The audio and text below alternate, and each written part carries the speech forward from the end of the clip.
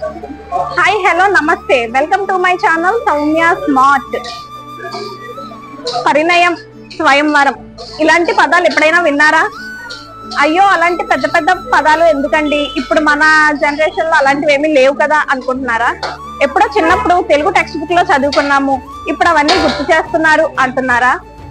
ఎప్పుడో ద్వాపర యుగం కాలం నాటి అప్పుడు స్వయంవరాలు అవి ఏర్పాటు చేసి పరిణయాలు జరిగేవి. కానీ ఇప్పుడు మన రాజమండ్రిలో విభిన్న రీతిలో అద్భుతమైన తరహాలో ఇక్కడ సీతా స్వయంవరం అని చెప్పి పరిణయం చోటు చేసుకుంది. ఇక్కడ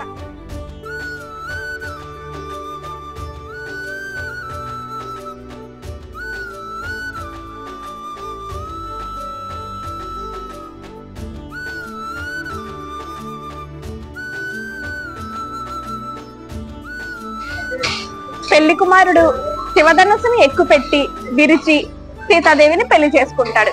ఈ విశేషాలన్నీ చూద్దాము. శివధనుసుని ఎలా విరిచారు, ఈ స్వయంవరం ఎలా జరిగింది చూద్దాము, పదండి. ఎకో ఫ్రెండ్లీ అనే నినాదంతో ఈ వివాహం జరిపించారు. కేవలం ప్రకృతి నుంచి తయారు చేసిన వస్తువుల్ని మాత్రమే ఉపయోగించి ఈ వివాహం జరిపించారు. ఈ వివాహంలో మరో ప్రత్యేకత ఏమిటంటే, బంధుమిత్రులు ఎవరైనా సరే ప్లాస్టిక్ కవర్స్ అయినా ప్లాస్టిక్ వస్తువులైనా సరే తీసుకురావడం నిషేధం. ఇక వివాహం విషయానికి వస్తే, సీతా స్వయంవరం అనే కాన్సెప్ట్తో కొత్త తరహాలో పరిణయం చేయడం విశేషంగా ఆకట్టుకుంటుంది.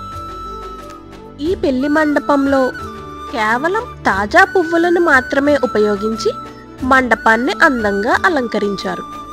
ఎటువంటి ప్లాస్టిక్ ఆర్టిఫిషియల్ పువ్వులని ఉపయోగించకుండా కేవలం తోటలో పూయించిన పువ్వులను, చామంతులను, బంతులను, అలానే కొబ్బరి ఆకులను సేకరించి అందంగా పెళ్లి మండపాన్ని అలంకరించారు. పెళ్లి కుమారుడు రాముడు వారి వస్త్రధారణలో విశేషంగా ఆకట్టుకున్నారు. శివధనస్సును ఎక్కుపెట్టి విరిచి పెండ్లి కుమార్తె మెడలో దండ వేశారు.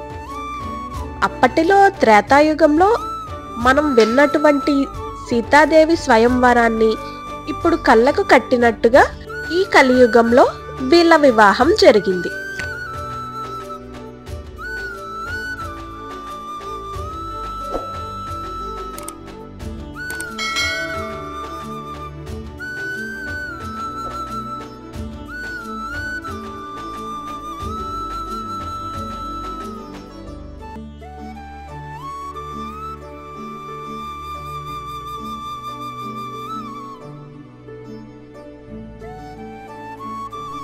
ఇప్పుడు వీరి స్వయంవరం చూస్తుంటే అప్పట్లో సీతారాముల స్వయంవరం చూసినట్లుగా కన్నుల విందుగా కనిపిస్తుంది.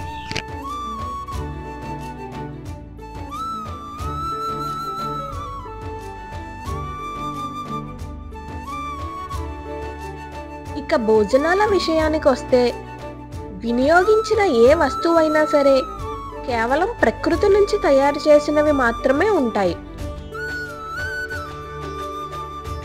ప్లాస్టిక్ ప్లేట్లు కానీ ప్లాస్టిక్ గ్లాసులు కానీ ఎక్కడా మనకి కనిపించవు. సాంప్రదాయబద్ధంగా అరిటాకులలో మాత్రమే భోజనం వడ్డించారు.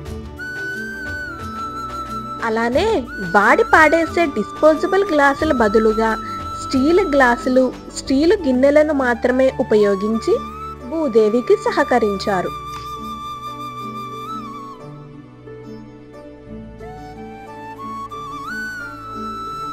వండిన ప్రతి పదార్థము తాటాకు బుట్టల్లో ఉంచారు.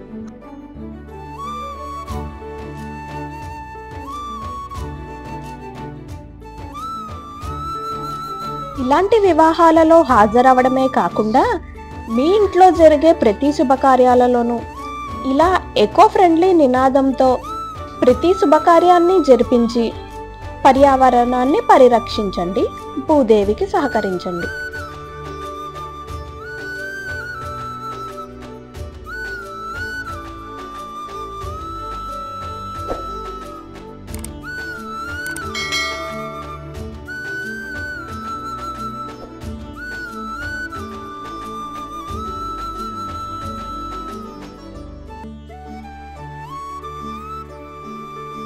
మీరు కూడా మీ ఇంట్లో జరిగే శుభకార్యాలు ఎప్పుడూలా కాకుండా ఇలాగా ప్రత్యేక తరహాలో జరుపుకోండి.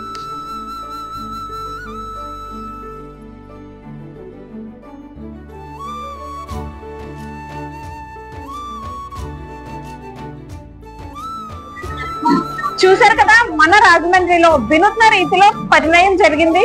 సీతా స్వయంవరం అనే కాన్సెప్ట్ లో ఇక్కడ పరిణయం చాలా అందంగా చేశారు. ఇలాంటి మరిన్ని ఇంట్రెస్టింగ్ వీడియోస్ కోసం నా ఛానల్ సబ్స్క్రైబ్ చేసుకోండి.